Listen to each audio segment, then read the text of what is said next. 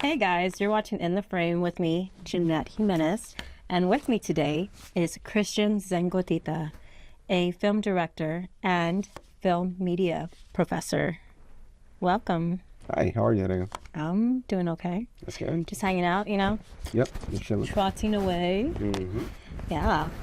So I hear you're a film director. What's all that about? Who told you that? Well, I don't know. You've been nice. I always see you at the cameras. Oh no, that makes sense. Yeah.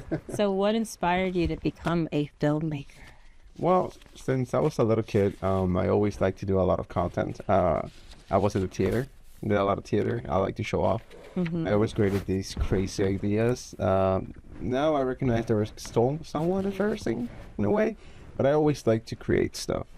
And it wasn't until I was 15 where my parents put me in the Escuela Osuna, which is a radio and television school, where I discovered like, hey, I can actually make something out of this. And where's that? Oh, that's in Puerto Rico. Okay. Yeah. And there I took some classes on filmmaking, theater, radio, television, and it just changed my life. That's where I knew like, this is where I belong. Okay. Yes. And wow. So when you're young, what was the first, what was your favorite film that inspired you? Well, when I was young, and to this day, Jurassic Park is just my favorite film ever. That movie represents everything that I want to do, which is create a spectacle, create an experience that, again, the first time somebody saw a dinosaur, I asked you, how did it feel? Do you remember the first time you saw Jurassic Park? Yes, I was at a movie theater at probably AMC? I don't know if that was, I'm sure it was open around that time, in the mid-90s. Mm-hmm. So I just know it was a movie theater, it was huge, and I had to, I went in there with the family, and it was a good experience. I watched it, I thought dinosaurs are real. I was like, oh my God, where are they? I want to go see them. Exactly. So that's what I was thinking when I was a kid. Yeah.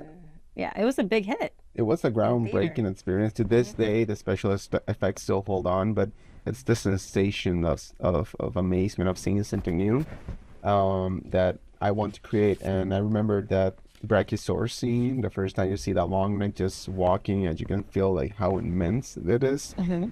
That feeling is the same feeling I want to have, that I want people to have when they watch my movies. It's like just awakening that inner child, that sense of wonder, and wow, this is something. So storytelling is important in a film, of course, but certain films have that ability to tell the story. Why are certain films able to tell such a story that captures people's hearts?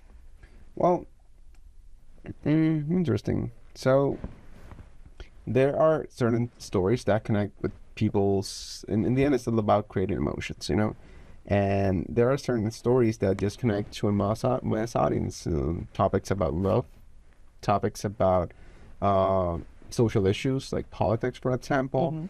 And there are certain movies that hit the spot on what people are feeling, so they all identify. And as a community, we can watch film and be like, hey, that's us. And it guides us towards something in that way. So that's how movies, in a way, help people understand themselves or understand social topics, and they become classics in a way. Okay. And what are some film directors that you would, that you would note saying that they have really changed the scope of film and directing?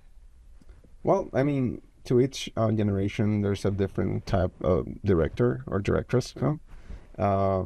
I can tell you the directors that really inspire me, and I think they have made a change. I think Bong Joon-ho, which is a South Korean director, I love his work, especially because he mixes genres. So there's uncertainty when you watch the films, and through that, he explores a lot of political issues through comedy and through tragedy, and it just really, you really touch sensitive topics, which I adore. Other directors that I enjoy is Guillermo del Toro. I love his work, how he works off fantasy. Danny Boyle, Brad Bird, and yeah, those directors are just amazing. Okay. Yeah, I mean, I could tell you some of my favorite directors too. You want to hear? Yeah, of course. I mean, Luc Besson, Fifth Element, and The Professional. I mean, he and many more. And then also Steven Spielberg. He like Jurassic Park. Chandler's List. Also Disclosure Day. It's coming out and I haven't seen it. Oops, sorry. But I will watch it. And then who was another one? Oh yeah, James Cameron. She is Terminator. Come on. And Avatar. And why do you think like those directors, like why, how do they influence on you? Well, I think it has to do a lot with the storytelling, and I can actually sit down and watch the whole movie without changing the channel. I was kidding. No, I'm just kidding. No, I can actually like, and it's not. I mean, really, the story. I didn't know about the director or who produced it or who was in it. I watched the film when I was probably I mean, when they first came out. I was probably 10 or 12. I don't know what. And then to me, what mattered was the story. What mattered was like, it wasn't the people behind the story. I mean, those were characters that were built, that were like, it developed the whole story and it was great. But it was like, okay, I could follow through the story. Like, this is something interesting and I want to watch more. And they just captured my attention, just the way I want to just keep watching and seeing what happens next. For some reason, there are masters of storytellers. I don't know. They're just like, they know exactly like what's important and emotionally and also visually. Like and also musically, like they orchestrated a soundtrack for such a movie. I mean, they kind of captured every element of sense, like the senses that that we need to kind of just fall in love with these movies. And yeah, that's pretty much what I think. And I agree, like a good director and storyteller is a person that can actually unite all of the departments in the film set, like production, design, wardrobe, makeup, and camera work, everything, just to tell one story, and it all feels coherent. And you get, like, when you as an audience watch the movie and you get this feeling like, oh wow, I am feeling something, although I don't understand why, and you're doing a good job, because our job is to create emotions, and that takes a lot of responsibility, by the way. But yeah, that's how it works. Yes. And in like in your profession, how do you approach directing a film from concept to completion? So I work like filmmaking and also teach filmmaking, comes from understanding your truth. When you have an idea, I incite my students, I incite myself to understand why does this idea came to me. There are other directors that believe the same thing as I, that all ideas already exist. We just somehow attract. We're like an antenna, and we attract that idea. So our work is to understand why that we attract that, and that becomes eventually the story. So in that sense, I go through a deep analysis, like self-reflection about who am I, what made me who I am today, and based on that, understand the story that I want to tell. Okay. So that's usually how I work it. So what story are you most proud of telling through film? So we always care about our movies. Our movies all have their purpose. They all have like they exist for a reason, you know? Yeah. I can say that all my movies explore the inner child, awakening the inner child. They're movies about accepting things as they are, not as we want them to be, and self-love. Okay. And I explore that through a lot of genres. I can mix and match a comedy thriller, exploring self-discovery at an advanced age. I can explore the inner child, discovering his older version of himself in an animated family drama. But I feel proud when that movie actually gets executed and people connect to it. When I see an audience crying, or they go like, wow, you made me feel something, instead of just like, oh, it looks good. Like, I appreciate that. But when somebody doesn't understand why are they crying, that's where I know that I did a good job. And I feel proud of that.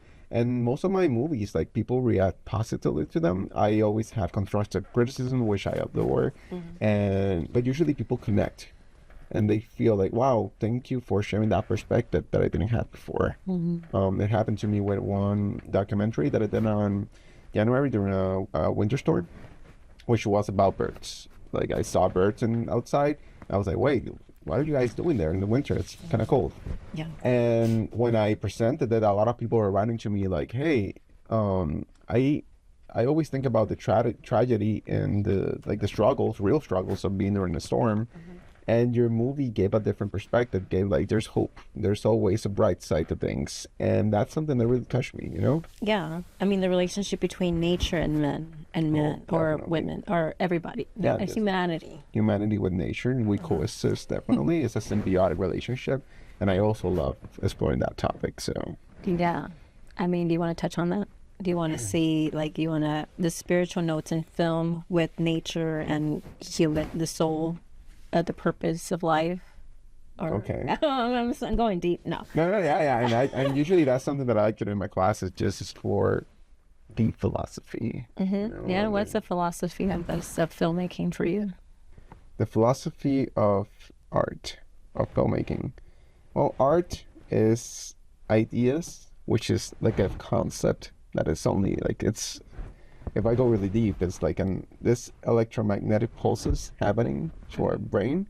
So art is those pulses, those concepts, those ideas made into like having shape. They take form. So when I explored that concept through filmmaking, it's just how our emotions become reality. Let's go back to the child, like inner child speaking and finding truth. When you're a child, you're always present. You see something new and you react to it.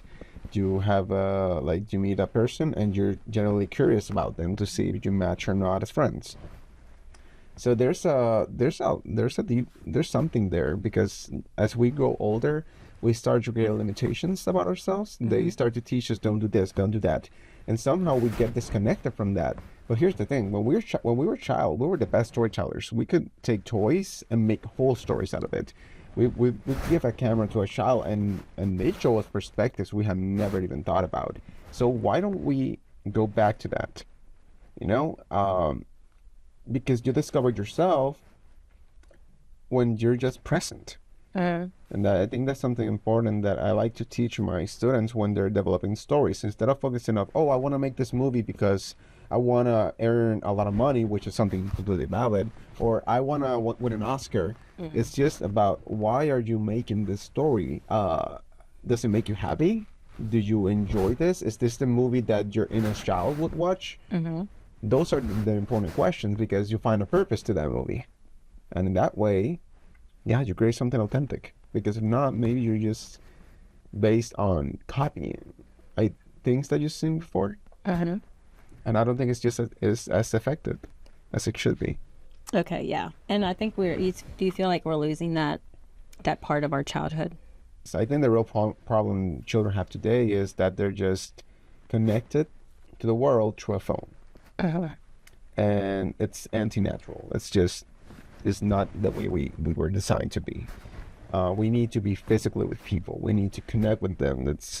We're energy, you know. We need to be out in the sun. We need to receive vitamin D. You know? We need to be outside doing stuff and experiencing stuff. I can watch like La Basílica de la Sagrada Familia from Barcelona in my phone. Is not the same as actually being there and feeling this majestic piece of architecture, a piece of art, just over you. It's a whole different experience, and a lot of children, all they see, it's through a square, through a rectangle, a black rectangle, the black mirror. And that's a real problem, because when you want to be an artist, if you don't have those feelings, which are like, we have 5 senses, and most of those senses are used on the main sense is visual. I'm watching something. So when you try to create something on cinema, you need to use most of the senses. Like hearing how to use audio to create an emotion, how do you use a visual image in order to create a reaction. They don't have they don't have it developed. They don't have that developed because they haven't experienced life. So yeah, that's quite a challenge that they're having. They don't have a purpose to be outside. Yes. You know? So as a film media professor, what advice would you give to students who are first starting a film and they don't know how to start? Well, we will always say when you want to start making movies, it's like, oh, start watching movies, you know? But I take it a step further. I really would say experience life. Actually face your fears.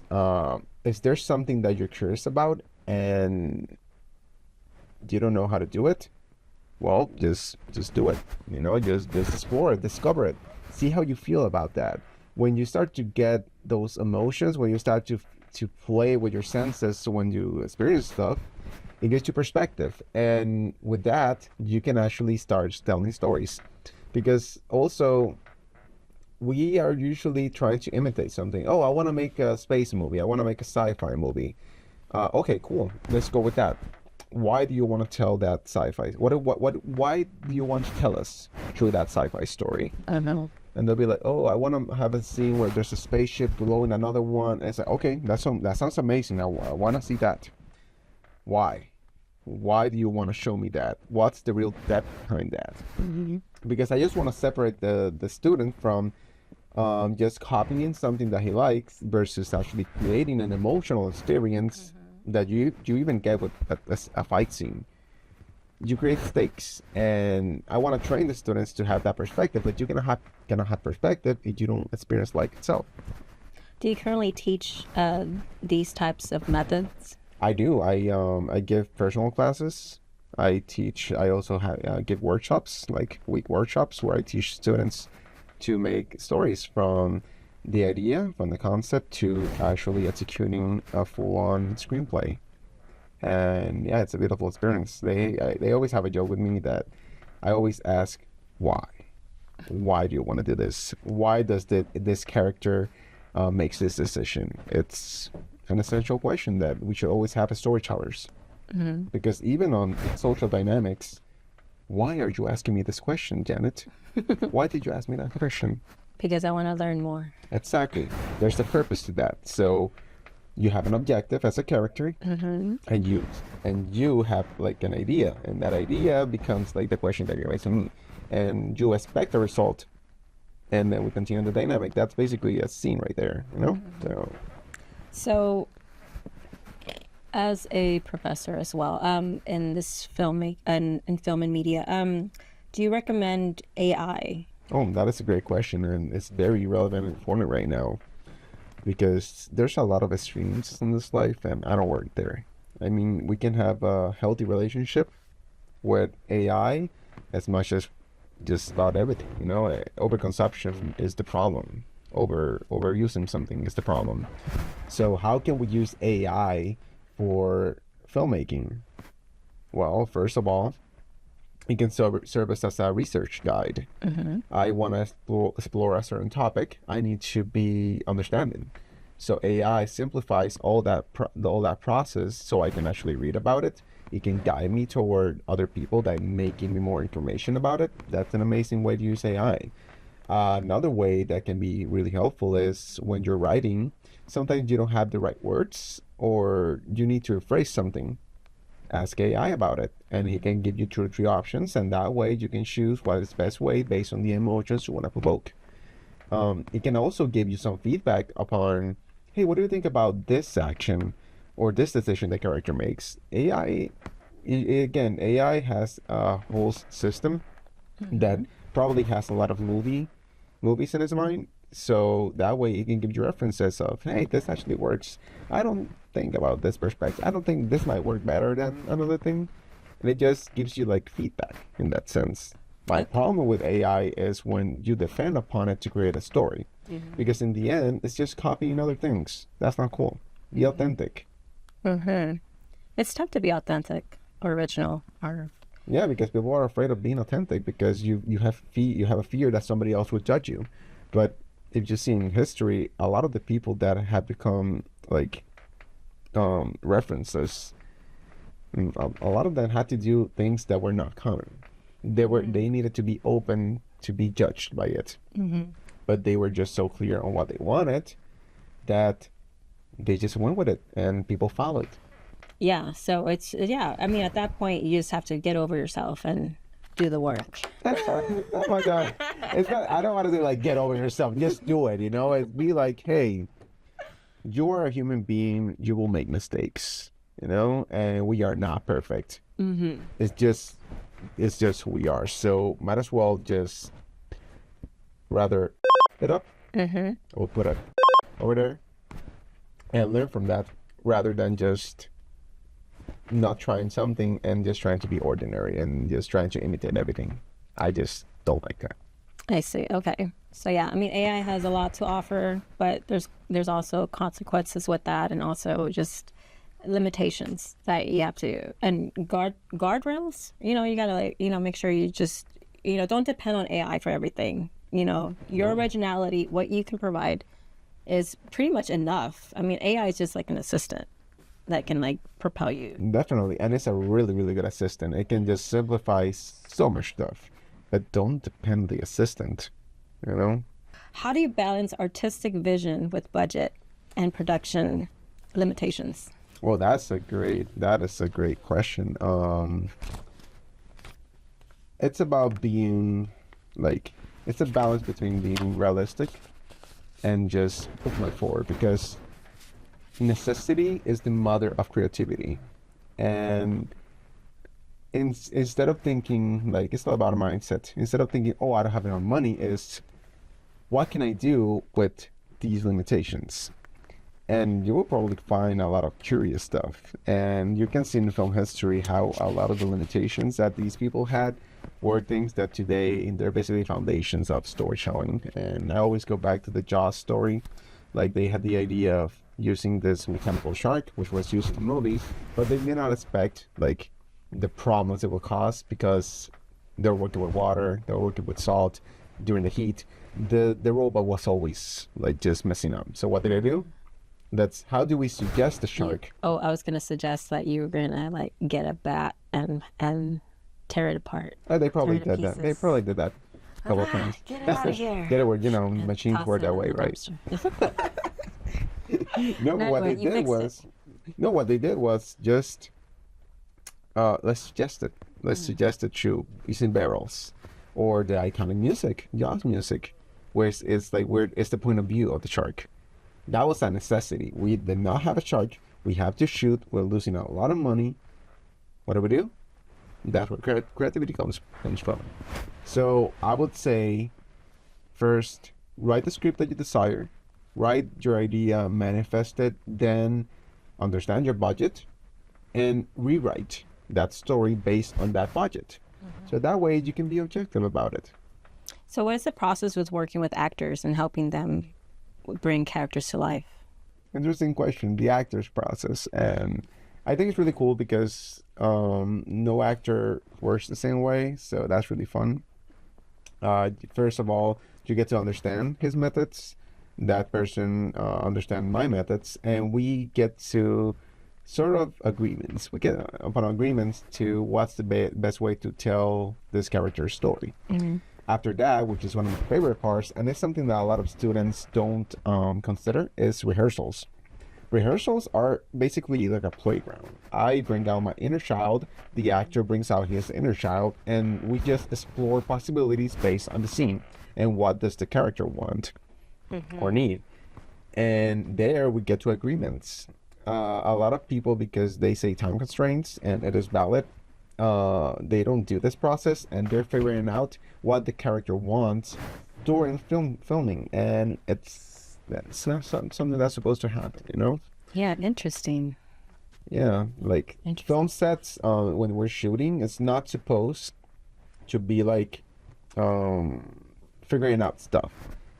It's about having a good production, understanding what are the needs of that day, and try to execute that. Being open to change, because every day something new might happen. Like Murphy's Law applies to us. As a director, what type of films have you directed? Short films, featured films? So I have directed short films. I have directed short documentaries. I've done a lot of commercials. On feature lengths, I have worked as first assistant director, which is the person that schedules, organizes, and basically makes sure that nobody dies on set. It makes you laugh. Yeah. Like, yeah, that's something real that happens, you know? Oh my God. Yes, I know. But I have written two feature length screenplays, and I'm currently developing my feature length. So I do have broad experience working on features, and yeah, I'm doing my first one. Have you applied to like a film festival? Oh yeah, definitely. I've been multiple festivals. I won multiple awards for a lot of my movies, and yeah, it's a very interesting ecosystem. Like meeting other people, and seeing other movies, other perspectives, and just having a good time. Okay. So speaking of film, what would you prefer, like film or digital? Oh boy, that is an interesting question. Was that 8 millimeter film, or it doesn't matter? I mean, there's so many types of films, right? Yeah, those are basically film sizes, like 8 millimeters. You got 35 millimeters, 60 millimeters. It's just basically the size. Okay. The biggest one being like IMAX 65 millimeters. So film versus digital. As a filmmaker, you know, you always want to shoot on film. It's the aesthetic. It looks so amazing. It's just this feeling. It's something that not only like the feeling of watching a film in itself, but the experience of recording a film. It's such a spiritual experience. I don't know. But right now, we're in an economical crisis. Things are very tough right now. So although I do, and I know one day I'm going to shoot on film, I rather invest that money on production design.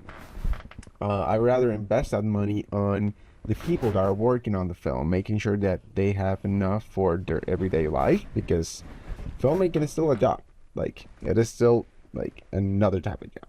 And I think it's important to be objective about that. I don't want to be stubborn and be like, oh, I shot my movie on film and like people get underpaid. I don't think that's fair. Mm-hmm. And in that sense, I would rather go to digital at this moment, knowing that digital, it also can be edited. Right now, we can recreate film with all the technology that we have right now. So, yeah, that's my opinion about that.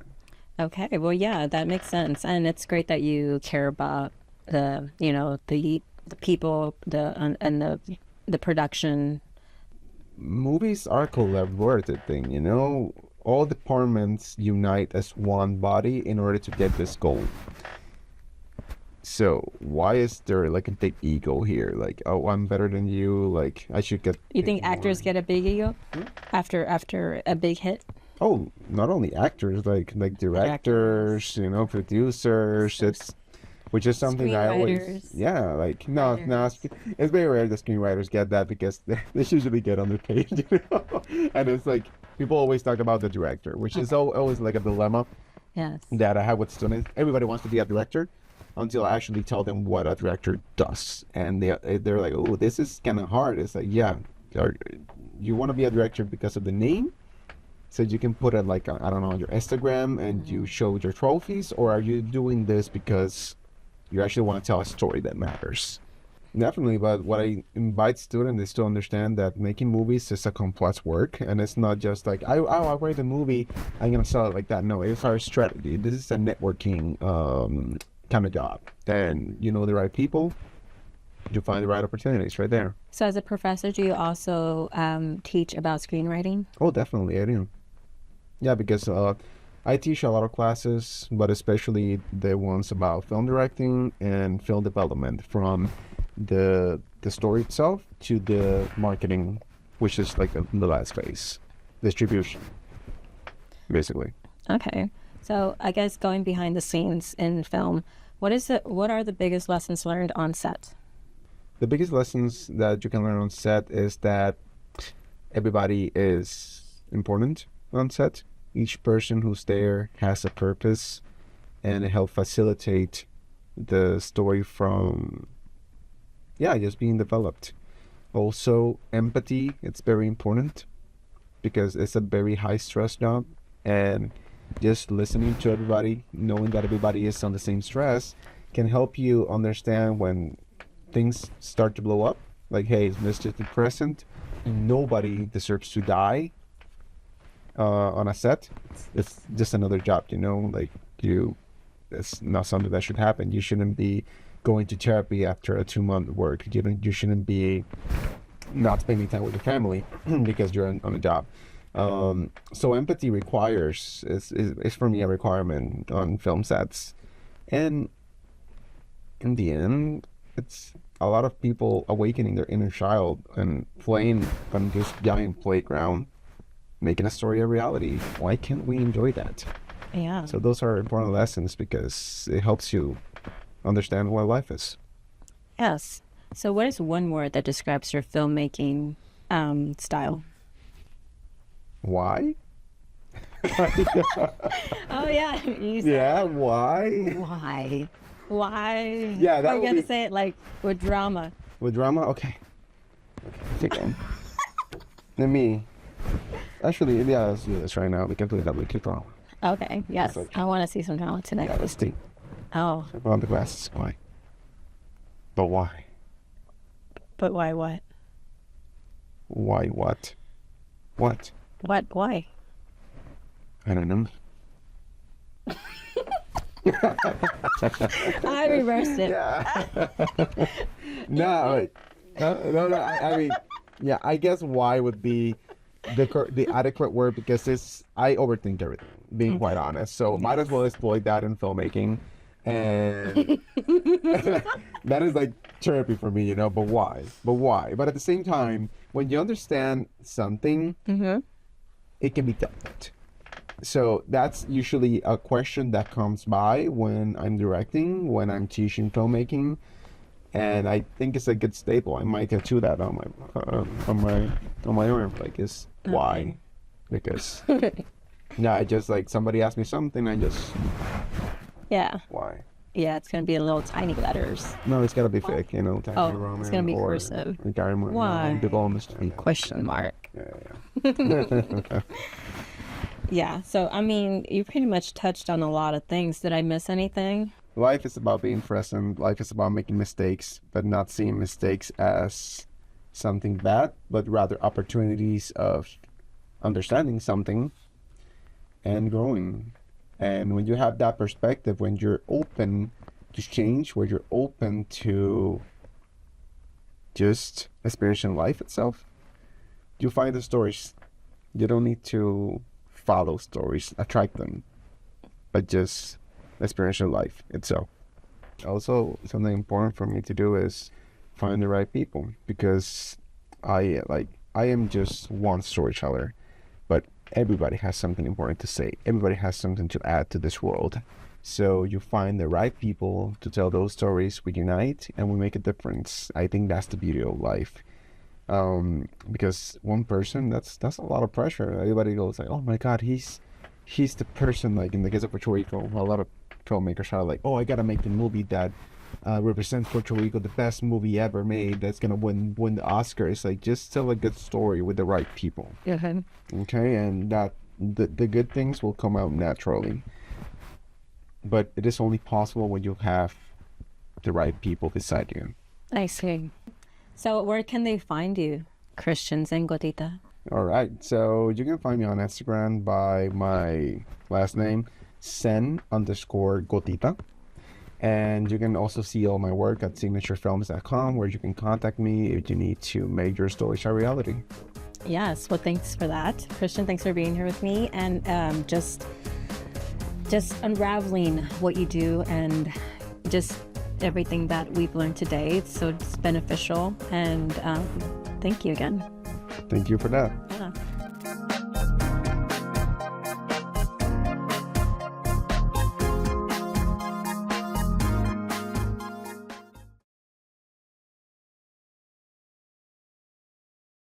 So you're watching In the Frame. Thanks for watching.